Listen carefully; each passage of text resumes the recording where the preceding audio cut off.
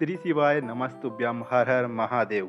दोस्तों पितृपक्ष शुरू हो चुके हैं। पितृपक्ष में आपको खास उपाय अवश्य करना चाहिए, जिन उपायों करने से आपके ऊपर लगा हुआ पितृदोष दूर हो जाता है। दोस्तों आज के इस वीडियो में बताने वाले हैं कि पितृदोष के लक्षण क्या होते हैं, पितृदोष को दूर कैसे किया जा सकता है, आपको कैसे पता चल सकता है कि आपको पितृदोष लग चुका है। तो आज का यह वीडियो बहुत ही ज़्यादा महत्वपूर्ण होने वाला है। दोस्तों बात करते हैं पितृ ऋण और पितृदोष में बड़ा अंतर होता है। दूर करने के लिए आपको पितृपक्ष में यह उपाय अवश्य करना चाहिए। पितृ ऋण और पितृदोष होने से घर परिवार में कई समस्याओं का सामना करना पड़ता है। इससे मुक्ति पाने के लिए कुछ उपाय भी आपको करने पड़ते हैं। दोस्तों हिंदू धर्म में पितृपक्ष का विशेष महत्व होता है।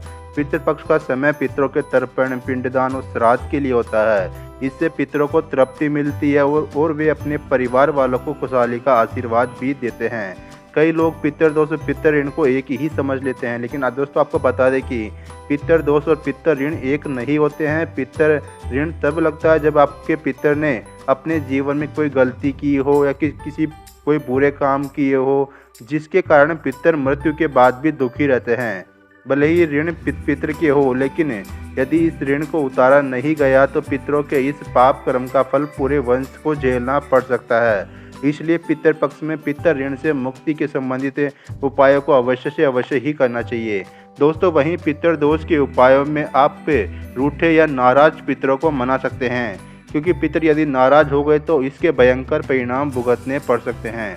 पितरों का अनादर करने, उन्हें कष्ट देने से दुखी दिवंगत आत्माएं श्राप देती है। ज्योतिष की माने तो किसी व्यक्ति की कुंडली के लगन भाव और 5वें भाव में सूर्य, मंगल और शनि विराजमान हो तो पितृदोष बन जाता है।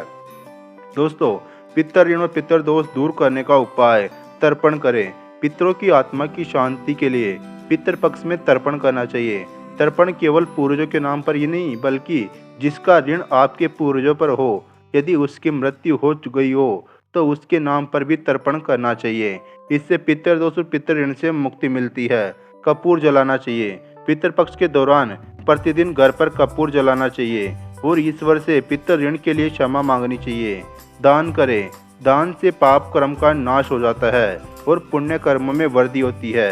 पितृपक्ष में क्षमता के अनुसार गरीबों में दान करना चाहिए। पितृ ऋण और पितृदोष से मुक्ति के लिए पितृपक्ष में परिवार के सभी सदस्यों के बराबर सिक्के ले लीजिए और इसे मंदिर में दान कर दीजिए। हनुमान चालीसा।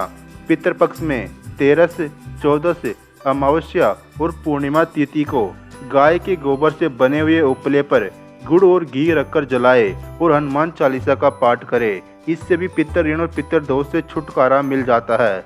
दोस्तों महाभारत और अग्नि पुराण के अनुसार अंगूठे से पितरों को जल देने से उनकी आत्मा को शांति मिलती है।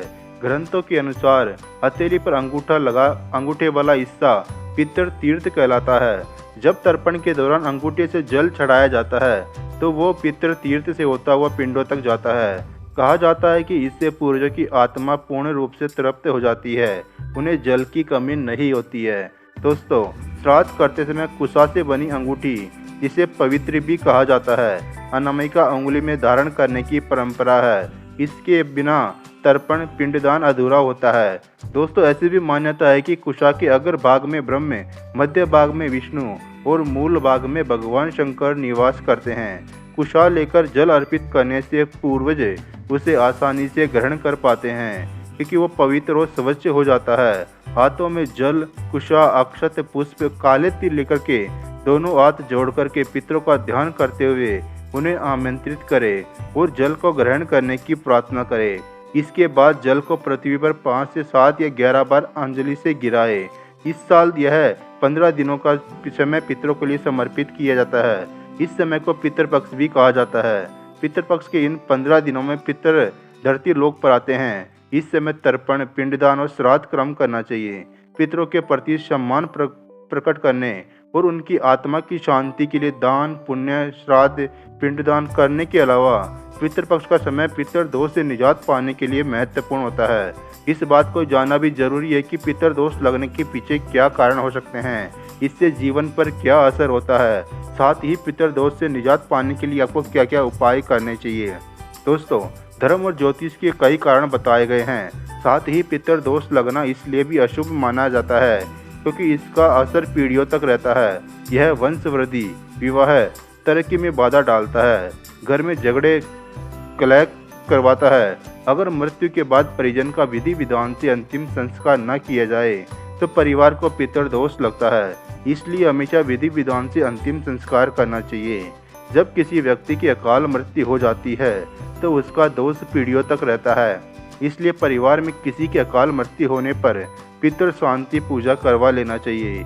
माता पिता का अपमान करने या उनकी सेवा न करने से पूरे परिवार पर पितृदोष लगता है। मृतक परिजनों का पिंडदान, तर्पण और श्राद्ध न किया जाए तो परिवार को पितृदोष झेलना पड़ता है। इसके अलावा पितरों का अपमान करना, किसी असहाय की हत्या करना, पीपल, नीम, बरगद के पेड़ को कटवाना या काटना, जाने अनजाने में नाग की सांप की हत्या करना, ये करवाना भी पितृदोष का कारण बनता है।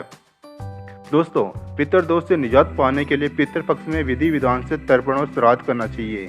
इस दौरान ब्राह्मणों को भोजन करवाए और उन्हें दान दे। पितृपक्ष के 15 दिनों में रोज शाम को घर में दक्षिण दिशा में तेल का दीपक जलाए।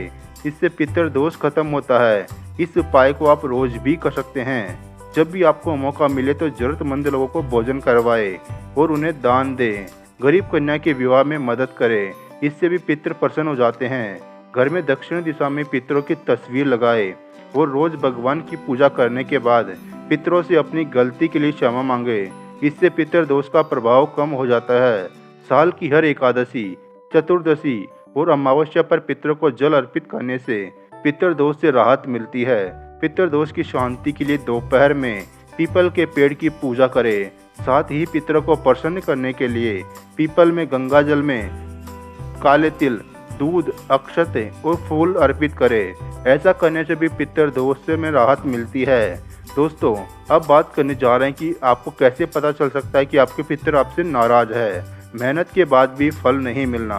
पितर नाराज है, पितृदोष है तो मेहनत करने के बाद भी फल नहीं मिलता है। इंसान हमेशा तनाव में रहता है। अथक प्रयासों के बावजूद बिजनेस में घाटा झेलना पड़ता है। करियर ग्रोथ रुक जाती है। दाम्पत्य जीवन में क्लेश बढ़ने लग जाता है। युवक युवतियों के विवाह में अड़चनें आने लग जाती है। खाने से निकलता है बाल। पितृदोष होने पर कितना भी पूजा पाठ कर लो, शुभ फल नहीं मिलता है।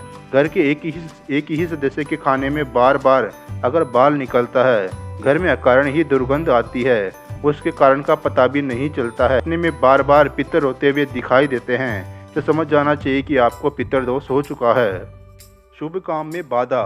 कोई भी शुभ काम शुरू करने जाओ तो बाधा आने लगती है। शुभ कार्य और त्योहारों के दिन झगड़े होने लगते हैं या कोई अशुभ घटना होने लगती है। खुशी का मौका दुख में बदल जाता है। संतान प्राप्ति में मुश्किलें आने लगती है। तो दोस्तों, समझ जाना चाहिए कि आपको पितृदोष है। दोस्तों, अगर इस तरह के लक्षण किसी इंसान की जिंदगी में दिखाई दे तो समझिए कि पितृदोष या पितर नाराज है।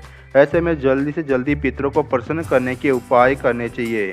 पिंडदान करना चाहिए, गोदान करना चाहिए, पितरों की शांति के लिए अनुष्ठान करना चाहिए, कौवों को भोजन खिलाना चाहिए। भगवान शंकर का ध्यान करते हुए ओम तत्पुरुषाय विद्महे महादेवाय च धीमहि तन्नो रुद्र प्रचोदयात् मंत्र की एक माला का रोजाना जाप करना चाहिए। पितृपक्ष में पूर्वजों के निमित्त विधि विधान से तर्पण और श्राद्ध करें। ब्राह्मण को भोजन करवाए और दान देना चाहिए। साथ ही साल की हर एकादशी, चतुर्दशी, अमावस्या पर पितरों को जल अर्पित करें और त्रिपंडी श्राद्ध करें। पितृपक्ष शांति के लिए रोजाना दोपहर के समय पीपल के पेड़ की पूजा करें। पितर को प्रसन्न करने के लिए पीपल में गंगा जल में काले तिल, दूध, अक्षत और फूल मिलाकर के अर्पित करें। पितृदोष शांति के लिए यह उपाय बहुत ही ज़्यादा कारगर और चमत्कारी उपाय है। पितृपक्ष में रोजाना घर में शाम के समय दक्षिण दिशा में तेल का दीपक प्रज्वलित करें। ऐसा रोजाना भी कर सकते हैं। इससे पितृदोष खत्म हो जाता है। किसी जरूरतमंद को भोजन, दान या गरीब कन्या के विवाह में मदद करने से भी पितर प्रसन्न हो जाते हैं। ऐसा करने से पितृदोष शांत होने लग जाता है। दोस्तों, घर में पितरों की तस्वीर दक्षिण दिशा में लगानी चाहिए। रोजाना उनसे अपनी गलती के लिए क्षमा मांगे। कहा जाता है कि इससे भी पितृदोष का प्रभाव कम होने लग जाता है। जिन लोगों की कुंडली में पितृदोष है उन्हें यह महा उपाय करना चाहिए। इससे पितर प्रसन्न होते हैं और पितृदोष खत्म हो जाता है। सर्वप्रिय अमावस्या के दिन जल में काले तिल, सफ़ेद चंदन, सफ़ेद फूल डाल करके पीपल की जड़ में समर्पित करना चाहिए। उसके बाद पेड़ के पास शुद्ध देसी गाय का घी का दीपक प्रज्वलित करना चाहिए। अगर कुंडली में पितृदोष होने से उन्नति के मार्ग में बाधाएं आती है, अगर व्यक्ति के जीवन में मानसिक परेशानी रहती है, पारिवारिक संतुलन नहीं रहता है, जीवन में बहुत ज़्यादा पैसा कमाने के बाद भी घर में बरकत नहीं रहती है, स्वयं निर्णय लेने में बहुत परेशानी होती है, परीक्षा और साक्षात्कार में भी असफलता मिलती है, संतान प्राप्ति में बहुत बाधाएं आती है, तो ये आपकी कुंडली में पितृदोष होने का एक इशारा होता है। पूर्व जन्म में अगर माता पिता की अवहेलना की गई हो या अपने दायित्वों को आपने ठीक से नहीं निभाया हो तो कुंडली में पितृदोष की समस्या हो सकती है।